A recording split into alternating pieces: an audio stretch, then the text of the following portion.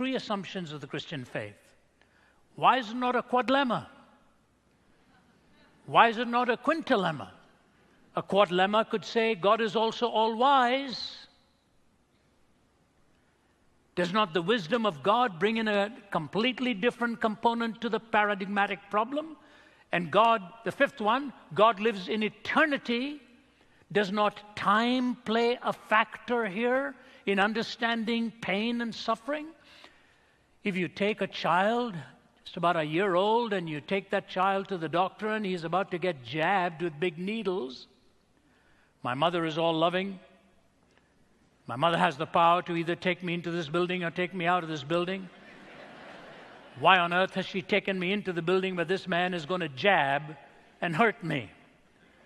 It takes a few years for the child to find out, now I know. I've come here from Ottawa, Canada, where I spoke at the 50th anniversary of the Canadian Parliamentary Prayer Breakfast, and a fantastic gathering. 50 years it's been going. And the night before at the dinner, Dr. Kent Brantley spoke. Some of you may know his name, the doctor who contracted Ebola when he was in Africa. It has been seldom that I've heard such a riveting testimony of the power of God in the life of a totally committed man who understood his calling. He's a physician, and there in just somber tones, yet plain speaking language, told of the horror that struck his body. And as he described it, and all that had to be done to him to put him into that protective suit and fly him out from there and bring him to Emory, and all that went on to ultimately rid him of that dreaded disease that would have taken his life. What if he were a child and you had to explain all that you were doing to that child?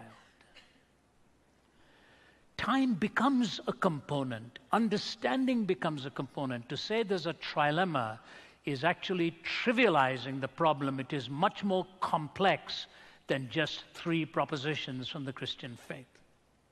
But here it is. Job struggles, and he begins to complain. And the biggest problem he had right in the beginning was his friends. I would never dream of giving my son the name Eliphaz, Bildad, or Zophar. They simply don't look good. And the best thing they did was when they sat silent for a few days, just sitting by his bed. The problem began when they opened their mouths. There's a lot going on here. And that's why he even comments on what kind of miserable comforters are you? You boys are supposed to be my friends. Friends should at least try to defang the pain in some way. So the first one, Eliphaz, the oldest, begins with an incredible story. I don't know which church he went to, but he begins by this. He says, "A spirit glided past my face. The hair of my face stood up." As soon as he would have begun like that, if I was sitting on an ash pile, I'll say, "Please, Lord, help me. Where is this boy going?" A spirit glided past my face, the hair of my face stood up, and it stood still, but I could not discern its appearance. A form was before my eyes, there was silence, and then I heard a voice, "Can mortal man be righteous before God? Can a man be pure before his maker?" All right, here's Job. You're sitting head to toe with boils, and I come to you and say, "I want to tell you something. A spirit glided past my face. The hair on my body just stood up, There was silence, and he probably saying, I wish you'd do the same. And then, then the Spirit spoke, "Can a man be pure before his maker? Can a man be righteous before God?" Even if it were true, there's a problem here. I remember my professor of the history of Christian thought in my graduate school days. Some of you may know the name, but he had 7 earned degrees. 3 of them were doctorates. Dr. Montgomery. We used to pray before we went to class because he used to give half of the grade for the questions we asked in class. And we'd sit up half the night thinking up of questions. And then he gave us the exam, and I had a problem. I didn't understand a single of his question. And I kept looking at this saying, what am I going to do? I don't even know what he's asking me for. But the bothersome thing was the guy in the next desk was writing away furiously, hardly breathing between sentences and going on and on and on and on. I said, what's the matter? He's writing, taking more sheets, ripping more sheets, filling out. I've yet to comprehend what he's asking me to write about. So on the day when we got our marks back, I wanted to see what he got. And when Dr. Montgomery handed it back, he looked at his sheet of paper. You know, in India, when we grew up and we didn't know the answer to something, we'd write as much as we think was possibly remotely connected to the subject. And in the volume of words would be some hint in the direction. We used to call it padding, just pad, just say all that you think needs to be said, and somewhere you may say what the professor wants to see. Well, he padded it. And Dr. Montgomery, just in red ink, wrote this one line: "This is not right. This is not even wrong." You see, if you say something is right, you're assuming something's been said. If you say something is wrong, again you're assuming something's been said. When it does not even rise to the dignity of an error, that's when you say, this is not even wrong. What do you say to a man like Eliphaz? So Job just comes back and he says this: you know what? A despairing man should have the devotion of his friends. Please don't leave me to suffer like this. And then he says, your speeches are heartless. You would even cast lots upon orphans. All right, if I have sinned, tell me why I'm not being pardoned. I won't argue against it. Why am I being punished?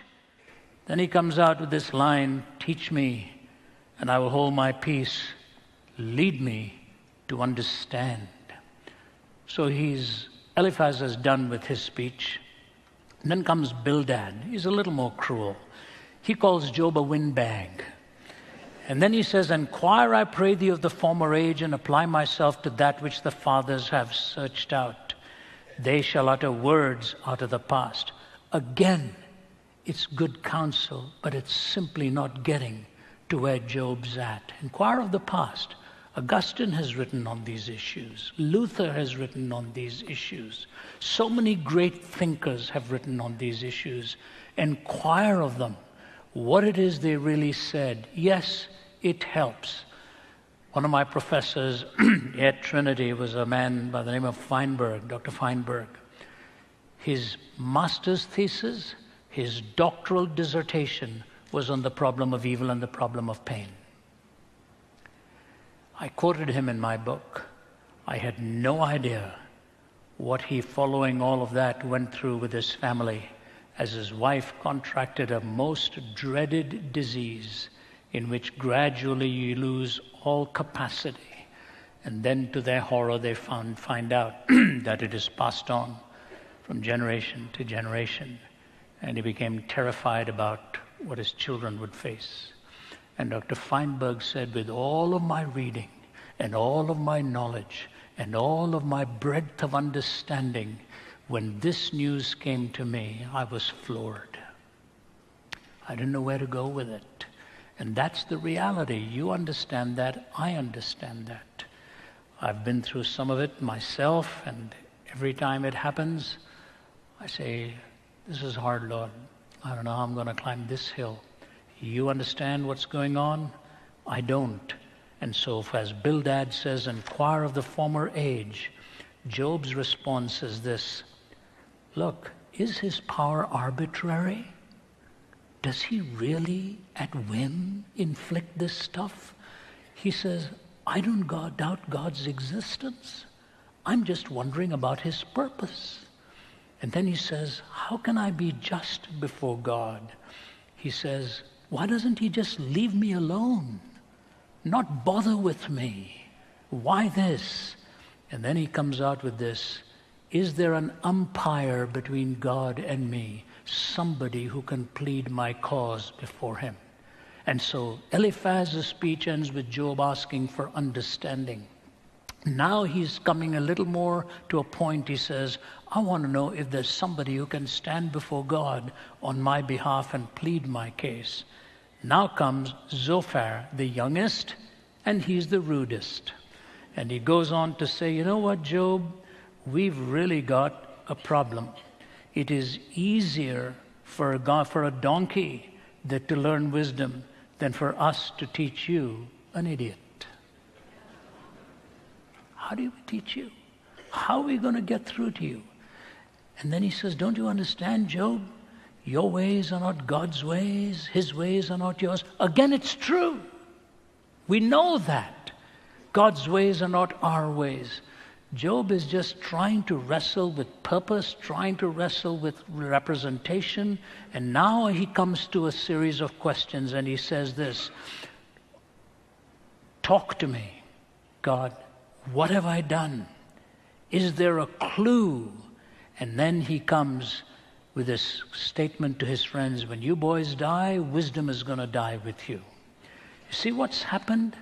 Those who came to help have suddenly become his tormentors because they are missing something very important. I've learned in years of visiting places where an awful lot of pain is being experienced. You're better off remaining silent and just shedding your tears with that individual than saying something that is going to just hurt even more. In the book, I give this illustration. I've had 2 major back surgeries. If any one of you has lived with major back issues, you know the kind of pain you can have. And there were days where even after my surgery, I'd be sitting in my car, going to meet my wife or children for dinner, and I'd be sitting there in a parking spot and lean on the steering wheel and just cry. The pain was so agonizing. I have 2 titanium rods from L3 to S1, 4 clamps, 8 screws bolting me down. I injured it very badly many, many years ago, and all those years went by with a lot of pain. And as I have struggled with that, I've just found out that sometimes all you really need is a helping arm around your shoulder or something during those days. But here's what I want to tell you. I tell this story in my book. After my back surgery, it's a heavy padding they put on there, and I couldn't move. For about 4 days, I couldn't move. Actually, that was the second one because the dura, the lining tore, and trying to mend that was a challenge. And he said, for 4 days, you can't move. You have to lie totally motionless. He says, if you need to turn, we'll send a couple of nurses and they will try to turn you together. So I went and lay down, and about 2 days go by, and I say, I wish I could just lie on my back for a minute or two, So I called an orderly. He brought another man, and they very skillfully, with a sheet under them, they turned me to my side, all for about 2-3 minutes, and then I had to come back. Middle of the night, I said, I just have to turn. So I called the nurse, and she said, all right, I'll try and turn you. I said, ma'am, it took 2 pretty tough guys to do it in the afternoon. Can you bring another nurse to help you? You're going to need 2. I don't think you can do it all by yourself. She said, no, I'm very experienced. I said, the way they did it, it needed 2 of them to hold a sheet, She said, you know what? I've been a nurse long enough, so I wasn't going to argue. She rammed her hands underneath my back. I will not tell you the thoughts in my mind, but I will tell you that I screamed. And you know what she said? You've had back surgery. I thought you'd come for a hip replacement. I couldn't believe this. The next day when I told the doctor that, I won't tell you what he said. He stormed out of that room because that place could not be touched. You touch a healing wound in a wrong way, you will do greater damage than any intent you may have had in your heart. And I've come to this conclusion: be wise in what you say, when you say it. So Job comes directly to God, And out of the silence, God answers him. And God asks him 64 questions back to back, which was the last thing Job wanted. He wanted answers. And God says, all right, I'll talk to you now like a man. Where were you when the foundations of the earth were laid? Were you there when all of the boundaries were set? And on and on and on, a series of questions on the intricacy and the fine-tuning and the majesty of this world. Something like the psalmist said, when I look at the heavens and the work of your hands, the moon and the stars which you have made, what is there in man that you keep him in mind? The whole fascinating world around us. Job, do you really understand all of that? Since you're telling me you will only accept that which you can totally comprehend, let me give you a little test right from the beginning. Tell me how you comprehend this world around you. Do you understand the intricacies of all this? God is opening him up within his own assumptions. When you question a questioner, you determine the entry point of the discussion and you open up the questioner within their own assumptions. That's exactly what God's doing here. Do you really only take all of that which you truly understand? This whole revelation is for God to reveal to Job that he is the creator and the designer.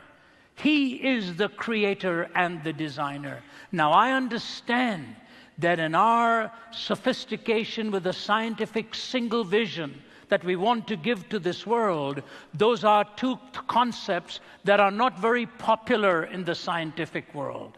Even scientists like Vikramasinghe and Hoyle, when they wrote their book, Evolution from Space, what did they say? Vikramasinghe from Sri Lanka is a Buddhist, which is a non-theistic religion. Sir Frederick Hoyle was a skeptic, an astronomer. Brilliant minds, brilliant minds.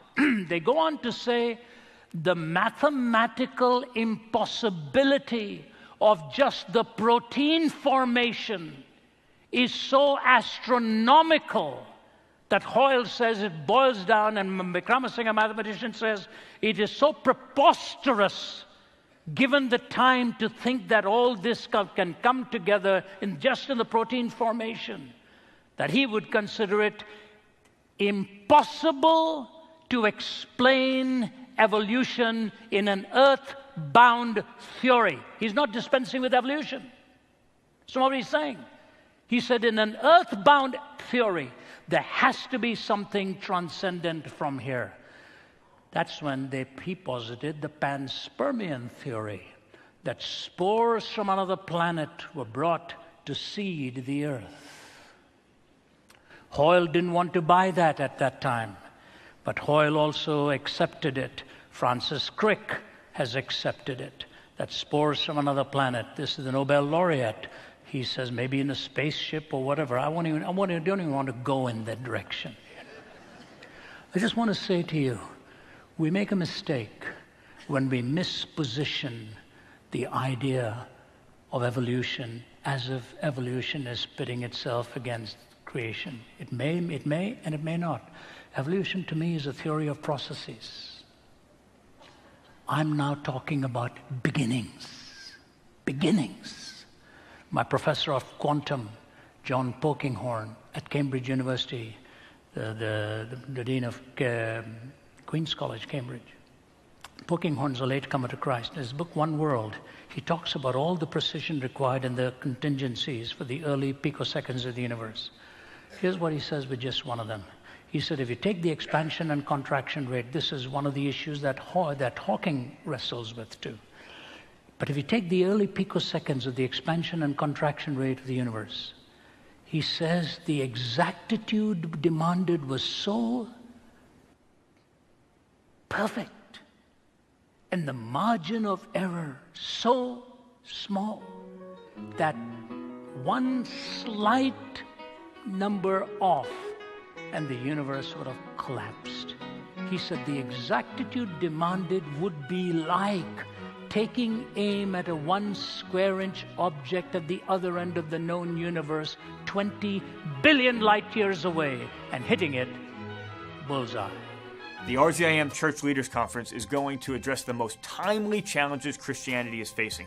You can attend here in person, or you can register to watch by live stream on rzim.org. We have an incredible lineup of speakers, including Ravi Zacharias, Louis Giglio, John Lennox, Crawford Laritz, Michael Ramsden, Abdu Murray, Sam Alberry, and Joe Vitale. So please join us from October 3rd to the 5th. I hope to see you soon. People are interested in having a spiritual life, but treat faith more like an a la carte menu at a restaurant, choosing what they like and dismissing the rest. Cutting through the hype and seduction is the clear voice of author and apologist Ravi Zacharias in his book, Why Jesus? Rediscovering His Truth in an Age of Mass-Marketed Spirituality. Ravi answers the attraction known as the New Spirituality. Billy Graham calls Why Jesus a powerful defense of how Jesus Christ brings meaning and hope to an individual life. And Charles Swindoll says, I'm not acquainted with a brighter mind or a more relevant and devoted defender of the faith than Ravi Zacharias. Why Jesus is available in bookstores now or online at rzim.org. The purpose of RZIM is to engage meaningfully with the questions and heartfelt issues of our culture. We do that in areas of business, academia, politics, the arts, and media. We live in an age of confusion, and people from every continent are beginning to wonder whether there are any answers to life's biggest questions. And RZIM consists of over 50 speakers and adjuncts operating in over 20 countries, working at every level to reach those who shape the culture of a country and its future direction with the gospel. In addition to taking the gospel to various arenas of influence, we are also committed to providing a variety of training events in order to meet people where they are and to answer their questions directly. Whether it's engaging young adults and students through Reboot, Remind, and Big Deal questions,